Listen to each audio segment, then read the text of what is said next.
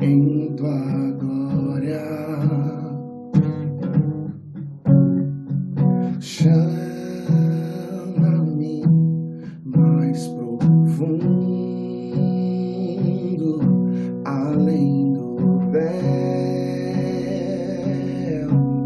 em tua glória. Espírito, desça agora, eu me aproximo em tua presença. Cobre-me com tua graça, sou filho que ama tua glória. Anseio por mais de ti, com meu respirar, com meu caminhar, eu queimo de amor por ti, com desejo santo, queima o fogo santo, tua glória venha ao céu, na terra, céu na terra, tua glória venha ao céu, na terra,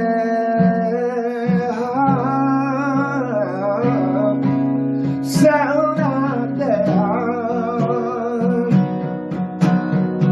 Anseio por mais de ti,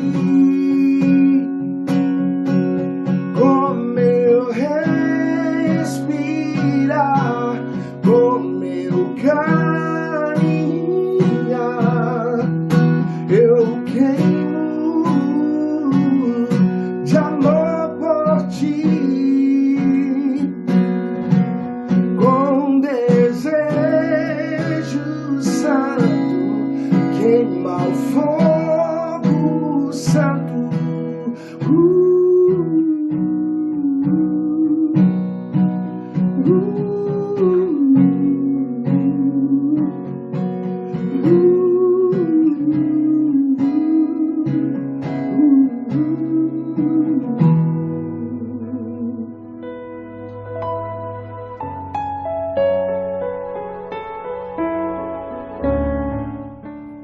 Boa noite, igreja. A paz de nosso Senhor e Salvador Jesus Cristo. Mês de maio é o mês que nós comemoramos o mês da família.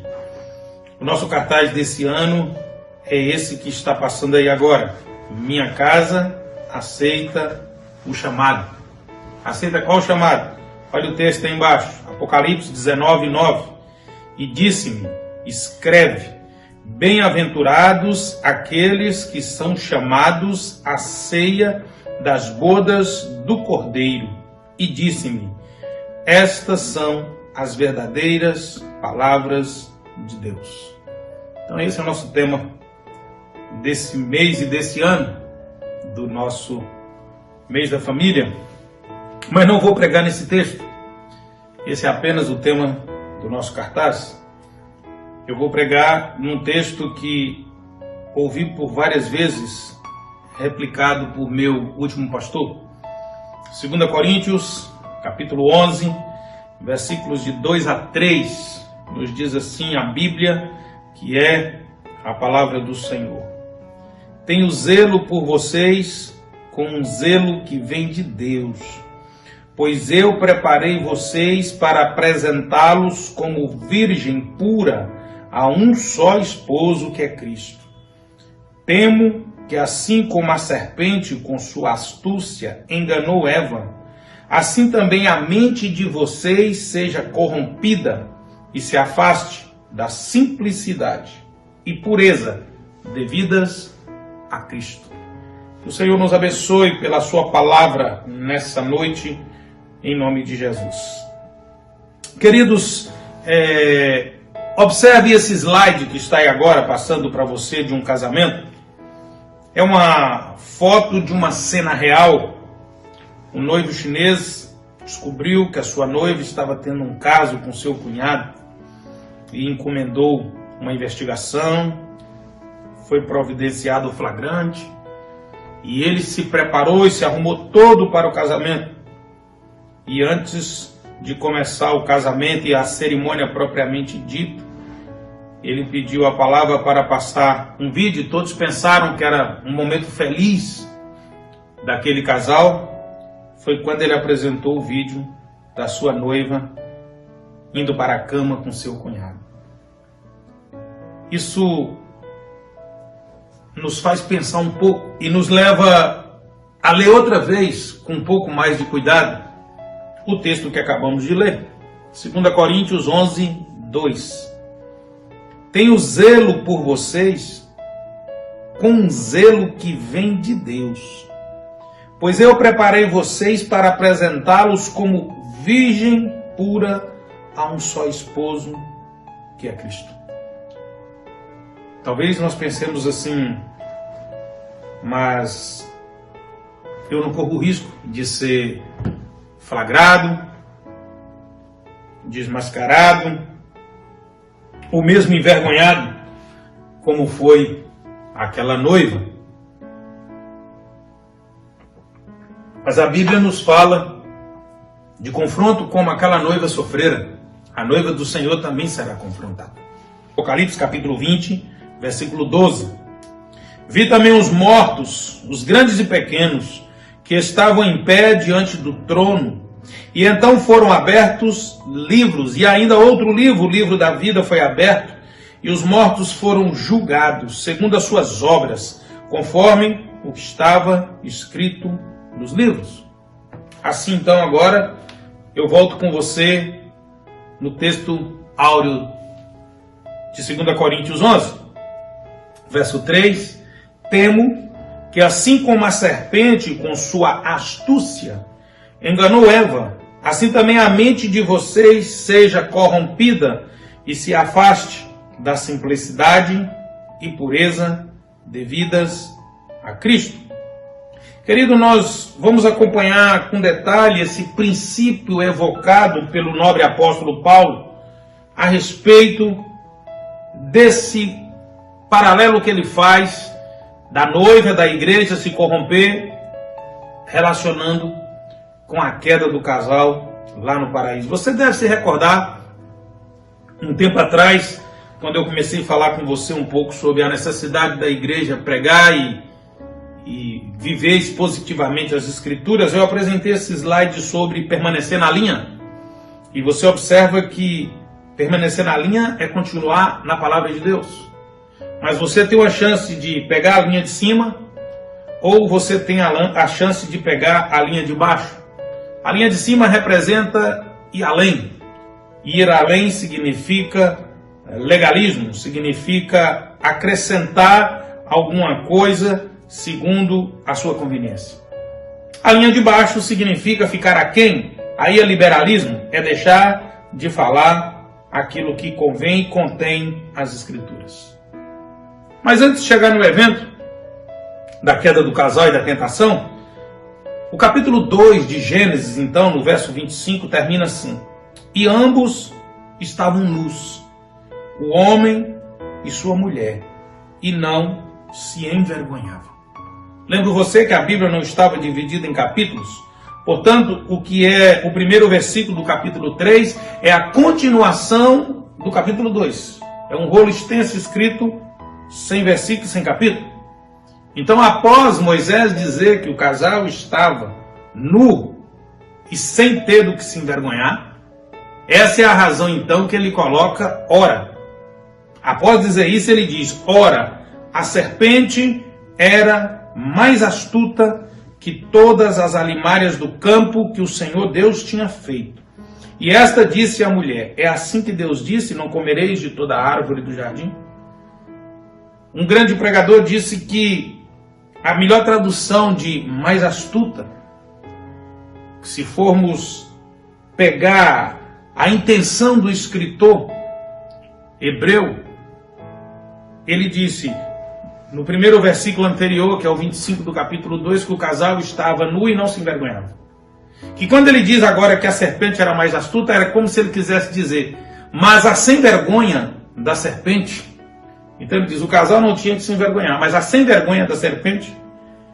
Então essa conotação que Moisés faz é porque ele quer mostrar a gravidade do que vai ocorrer. E aí a serpente diz, e esta disse à mulher, é assim que Deus disse, não comereis de toda árvore do jardim? A primeira investida já é clara. A serpente pergunta à mulher, é assim que Deus disse? O que está errado na pergunta da serpente? Nessa primeira parte só. Porque lá em Gênesis capítulo 2, versículo 16, está escrito, ordenou o Senhor Deus ao homem, dizendo, de toda árvore do jardim comerás livremente. Primeira coisa foi que Deus ordenou, ele não disse. E uma ordem é diferente de uma fala. Deus ordenou, Deus não disse, Deus ordenou. A segunda coisa é que o escritor é muito claro, quem ordenou? O Senhor Deus. E quando nós usamos esse conjunto, há toda uma razão de usarmos esse conjunto de expressão idiomática do hebraico. Senhor Deus, ele é usado com a conotação, a palavra Senhor aí é Javé, que significa aquele que autoexiste, e Deus aí é Elohim, governante e juiz. Então Moisés escreveu, quem deu a ordem? O que existe por si só e governa e é juiz de todas as coisas. Ele deu a ordem, então ele tem como dar a ordem, porque ele pode dar essa ordem. Mas quando a serpente diz, Deus disse, é como se ela dissesse Deus no geral. Não há o nível de relacionamento. O Elohim não está presente. O juiz, o que governa não está presente. O que está no controle não está presente na concepção da afirmação. Ela já retirou isso. E quando ela troca ordena por disse, ela está na realidade ficando aquém do que a palavra de Deus disse. Lembra do desenho? Liberalismo. Ela começa a introduzir essa ideia de permissividade, porque quando troca ordena por disse, fica mais fácil de se alcançar a permissividade. Essa é a intenção do liberalismo. Não falar toda a verdade para que ela não confronte com a proposta. Gênesis 2, 16 e 17. Ela perguntou, foi assim que Deus disse, não comereis de toda a árvore do jardim? Mas olha o que está escrito lá em Gênesis 16, 17, no capítulo 2. E ordenou o Senhor Deus ao homem, dizendo, de toda a árvore do jardim comerás livremente. Mas da árvore do conhecimento do bem e do mal, dela não comerás, porque no dia em que morrer, o dia que dela comeres, certamente morrerás. Deus disse, de toda a árvore do jardim comerá livremente. Ela retirou livremente, de novo, ela está aplicando o liberalismo, e ela está acrescentando por sua conta aquilo que ela quer. Veja que ela começa a fazer um jogo de palavras. O texto é muito claro, Deus ordenou não coma, mas agora ela está usando da sua astúcia. E na medida que ela começa a usar isso, ela começa a confundir a mulher. Olha o que diz a mulher no capítulo 3, no verso 2. Disse a mulher à serpente, do fruto das árvores do jardim comeremos. Ela comeu o que agora aí? Ela comeu livremente. Ela já está doutrinada no liberalismo, no ficar abaixo de tudo que Deus disse, não levar em consideração tudo que Deus disse ao pé da letra. A mulher já começa a ser envolvida no serpenteamento de palavras e de idas e vindas da serpente. Gênesis 2, 16 e 17. Ordenou o Senhor Deus ao homem, dizendo: de toda a árvore do jardim comerás livremente. Mais um pouco. Gênesis 3:3. Vamos voltar. Mas do fruto da árvore que está no meio do jardim, disse Deus: não comereis dele e nem tocareis, para que não morrais. Deus disse isso. Vamos ver o que Deus disse? Gênesis 2:17. Mas da árvore do conhecimento do bem e do mal, dela não comerás, porque no dia que dela comeres, certamente morrerás. Compare os dois textos. Onde Deus diz que não tocasse? Liberalismo. A mulher já está acrescentando coisa na palavra. Deus disse: certamente morrereis. Ela disse: para que não morrais. Já não há tanta certeza de morte. Ela está acrescentando agora aí um pouco de... Ela pôs legalismo e está fazendo liberalismo. Ela está acrescentando. Quando ela coloca nele não tocareis, acrescentou legalismo. Quando ela tira o certamente morrerás, liberalismo. Ela ficou aquém. Notem que ela já entrou no jogo da serpente. Ela começou a ir lá, ela começou a vir cá. E agora nós compreendemos com mais exatidão a preocupação do apóstolo em 2 Coríntios 11:3. Temo que assim como a serpente com sua astúcia, com esse vai e vem, enganou Eva, enganou como? Assim também a mente de vocês seja corrompida. A mente, o pensamento, a forma de concatenar as ideias e a informação da mulher ficou comprometida. Ela começou a tirar o que Deus falou e acrescentar o que Deus não falou. O próximo passo, Gênesis 3, 4 e 5. Então a serpente disse à mulher: certamente não morrereis. Porque Deus sabe que no dia em que dele comerdes, se abrirão os vossos olhos, sereis como Deus, conhecedores do bem e do mal. Agora a serpente já foi ousada. A mulher já está envolvida no vai e vem mesmo, ela já está aceitando coisa que a Bíblia não diz e tirando o que a Bíblia diz. Então agora a serpente vai ser um pouco mais ousada, ela vai dizer: certamente não morrereis. Quem disse que certamente morreria? Era Deus. A serpente está dizendo na cara da mulher crente, uma mulher que ainda não tinha caído em pecado: Deus está mentindo para você. A palavra de Deus não é toda essa verdade. E sabe qual foi a reação dessa mulher?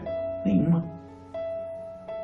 Querido, quando nós somos envolvidos nesse vai e vem de tira coisa da Bíblia e põe coisa da Bíblia, quando alguém nos conta uma mentira sobre a palavra de Deus, nós estamos muito fáceis, nós estamos muito vulneráveis a aceitar aquela mentira como verdade.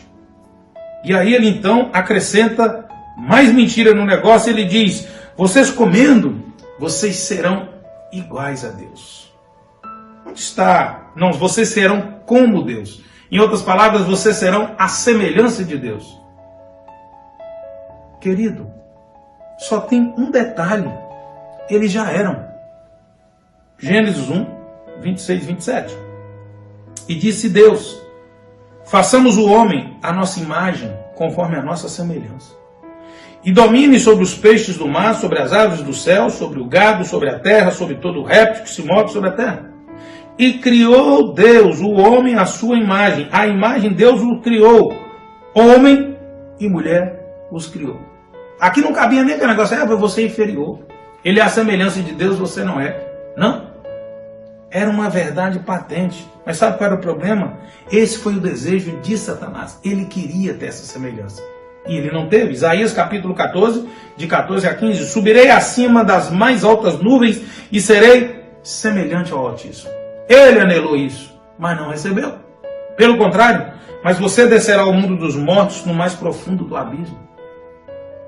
Querido, quando nós começamos a tirar coisas da palavra de Deus e colocar coisas da palavra de Deus, as mentiras ditas contra a palavra de Deus são aceitas com passividade e nós somos iludidos. Nós somos enganados e persuadidos a ir atrás de coisas que Deus já nos deu. Mas estamos tão confundidos, estamos tão cegos, que começamos a vagar de um lado e para o outro. E olha onde chega. Gênesis capítulo 3, versículo 6. Vendo a mulher que a árvore era boa para se comer, agradável aos olhos, árvore desejável para dar entendimento, tomou do seu fruto e comeu, e deu também ao marido, e ele comeu. Olha a tragédia que é o início desse versículo. Vendo a mulher que a árvore era boa para comer. Quem disse que essa árvore era boa para comer? Pelo contrário, essa árvore era boa para morrer. Deus falou, se comer certamente morre. Parece loucura? Parece coisa de gente burra, pastor. Mas olha o que ele disse na segunda carta aos Coríntios, no capítulo 4, nos versos de 3 a 4. Mas, se o nosso evangelho ainda está encoberto, é para os que se perdem que ele está encoberto, nos quais o Deus deste mundo cegou o entendimento dos descrentes, para que não lhes resplandeça a luz do evangelho da glória de Cristo, o qual é a imagem de Deus. A partir do momento que eu deixo de crer no que a palavra de Deus é, eu sou um descrente. E a partir do momento que eu sou descrente, Satanás começa a operar na visão. Você começa a perder a visão das coisas, a visão principalmente espiritual das coisas. Agora nós podemos voltar ao nosso texto para a gente entender completamente qual era a afirmação do apóstolo Paulo no capítulo 11 da segunda carta aos Coríntios. Tenho zelo por vocês com um zelo que vem de Deus, pois eu preparei vocês para apresentá-los como virgem pura a um só esposo, que é Cristo. Temo que assim como a serpente com sua astúcia enganou Eva, assim também a mente de vocês seja corrompida e se afaste da simplicidade e pureza devidas a Cristo. Agora olha o detalhe. Pois se vem alguém que prega outro Jesus, diferente daquele que nós pregamos, ou se vocês aceitam um espírito diferente daquele que já receberam, ou um evangelho diferente do que já aceitaram, vocês toleram isso muito bem. Entende o perigo? Entende a dificuldade? Querido, um outro Jesus é um Cristo humano. Um outro Jesus é tudo, menos um Senhor e Salvador. É alguém que livra de perigos, que socorre. É mais um bombeiro do que um Salvador. Um outro espírito, que Paulo está dizendo, é um espírito de medo, de coragem, de cobiça e de outras coisas, menos de liberdade. E um outro evangelho, ele está falando isso porque lá em Corinto havia um problema sério. Havia um evangelho sendo pregado pelos falsos apóstolos, que a graça de Cristo não era suficiente para salvar e era preciso praticar alguns fundamentos do cerimonial do judaísmo. E aí ele deixa claro que isso é um outro evangelho. Mas quando o texto nosso de Gênesis diz que a mulher olhou para aquela árvore e ela se tornou desejável aos olhos, eu me lembro então do que a gente tanto falou lá na faculdade, na ocasião que estudávamos marketing. Lá dizia, o que precisa fazer com que uma pessoa compre de qualquer maneira, nós precisamos de virar o desejo, a necessidade dele em desejo. Porque a partir do momento que o desejo falar mais alto do que a necessidade, ele pagará qualquer preço por aquilo que ele nem precisa, simplesmente para satisfazer o desejo. Nesse caso, para a igreja, a realidade da igreja, nós deixamos de ser adoradores e viramos consumidores. Aí nós começamos a desejar um tipo de culto que agrada, nós começamos a desejar mensagem, louvor, acomodações, nós começamos a desejar. E aí nós nos tornamos consumidores. 2 Coríntios 11:3, assim também a mente de vocês seja corrompida e se afaste da simplicidade e pureza devidas a Cristo. É essa a dívida que a noiva tem para com o noivo. O Salmo 119 todinho é dedicado à riqueza de guardar e praticar a palavra do Senhor. Mas os versos 127 a 128 dizem, por isso eu amo os teus mandamentos, mais do que ouro e ainda mais do que ouro fino, por isso estimo todos os teus preceitos acerca de tudo como retos e odeio toda falsa vereda. Querido, ou você cria aversão por outro caminho, ou você vai se desviar do caminho que conduz ao céu, do caminho que conduz à vida eterna, que é Cristo Jesus. Nós precisamos ter muito cuidado. O nobre colega dizia a respeito de Gênesis 3, no verso 5, ele diz: se abrirão os vossos olhos e sereis como Deus, conhecedores do bem e do mal. E ele dizia: eu vejo isso como o paciente de câncer e o médico tratando dele. Ele disse assim: ambos são conhecedores. O paciente conhece a doença nos seus efeitos, nas suas dores, nas suas privações, nas suas invasões através dos tratamentos, mas ele não sabe tratar. O médico não conhece as dores, não conhece as invasões, as emoções, já leu bastante, mas ele sabe tratar. Então, querido, quando Satanás disse para a mulher que ela seria conhecedora, ele não mentiu, mas ela seria conhecedora das dores, do sofrimento e da angústia, mas ela não poderia tratar. Era isso que ele estava oferecendo. O médico, o único que pode tratar nesse caso, é o médico dos médicos. É o Senhor Jesus. Por isso, João, escrevendo no capítulo 1 do Evangelho dele, nos versículos de 12 a 14, ele diz: mas a todos quanto o receberam, deu-lhes o poder de serem feitos filhos de Deus, aos que creem no seu nome, os quais não nasceram do sangue, nem da vontade da carne, nem da vontade do homem, mas de Deus. E aí ele diz: e o verbo se fez carne. A palavra, então, agora é carne. Habitou entre nós, vimos a sua glória, como a glória do unigênito do Pai, cheio de graça e de verdade. A pergunta que eu faço para você hoje, nessa noite, nessa manhã, eu não sei a que hora você está vendo essa transmissão. No seu casamento, na sua vida cristã, na sua vida familiar, no seu comportamento de filho, de marido, de esposa, no seu comportamento de servo, de serva, você está aquém? Você está deixando de fazer o que a palavra de Deus diz? Você está além? Você está fazendo aquilo que a Bíblia não diz? Então você está perdendo a simplicidade e a pureza devida a Cristo. A simplicidade é fazer o que está escrito. A pureza é permanecer nisso, como a noiva do Senhor, aguardando a volta do Senhor. E eu pergunto para você, em cima do nosso tema de família, nessa hora: você como família, você como casa, você aceita o chamado? Curva a sua cabeça. Eu quero orar com você. Deus, em nome de Jesus de Nazaré, é bem verdade, Senhor Deus, que como a noiva do Senhor, nós precisamos estar prontos, de vestes limpas, como aqueles que foram convidados, chamados para as bodas, para a mesa, para a ceia do Cordeiro. E sabemos que a noiva precisa estar nas condições que o noivo deixou. E assim como a palavra diz para nós nessa hora em Apocalipse 19:9, que essas palavras são de Deus e são verdadeiras. Nós queremos nessa hora pedir perdão pelos nossos pecados. Nós queremos pedir perdão pelas nossas omissões quando deixamos de fazer aquilo que a Bíblia diz. E nós queremos pedir perdão por ter ultrapassado aquilo que a Bíblia diz e dessa forma termos mentido e ido além do que a Bíblia diz. Perdoa os nossos pecados nessa hora, Senhor. Lava-nos no teu sangue.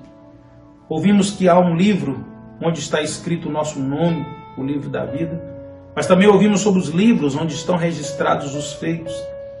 E nessa hora nós pedimos que nesses livros dos feitos seja escrito que eu me arrependo dos meus pecados nessa hora. Que eu confesso Jesus como meu Senhor e Salvador, e a palavra de Deus como a regra que conduzirá a minha vida a partir de agora. Assim eu peço agora, escreve meu nome no livro da vida. Conta-me entre os salvos. Eu oro com fé nessa hora, em nome de Jesus. Amém? Que Deus abençoe, que o Senhor derrame graça sobre sua vida e que nós permaneçamos firmes sempre na direção, que nós permaneçamos sempre na linha reta, que nós não desviamos nem para a esquerda, nem para a direita. Recebe a bênção e que tenha uma semana abençoada na cobertura do sangue de Jesus. E agora que o amor de Deus, o nosso Pai, a graça insondável do Senhor e Salvador Jesus Cristo. A comunhão, a consolação, o poder, o revestimento do Espírito Santo de Deus seja com a Igreja de Jesus, que agora se reuniu dessa forma, e com a Igreja do Senhor Jesus, que se encontra espalhada em toda a face da terra, hoje e eternamente. Semana de bênção, semana de vitória e paz, em nome de Jesus.